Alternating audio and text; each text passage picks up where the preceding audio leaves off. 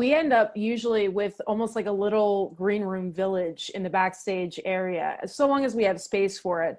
And it's usually, you know, either hard or soft flats that are, you know, configured with like, okay, here's, you know, the CEOs and the C-suite level speakers are going to be here, and maybe your keynote speaker is going to be held in another one.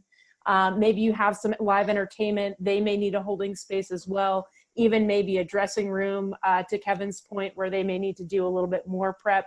I do find, however, that having that monitor in that space is really critical, because otherwise they don't want to stay in that room. They want to see what's going on. They hear things happening outside. Mm-hmm. And it's also an opportunity for people to hear what, you know, let's say the CEO is going up to do like their, you know, industry association address.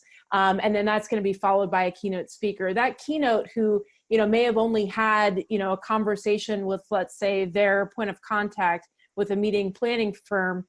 It gives them an opportunity to really hear firsthand, what are the hot topics, what's top of mind for this audience and this organization, and how they can tie those different things in.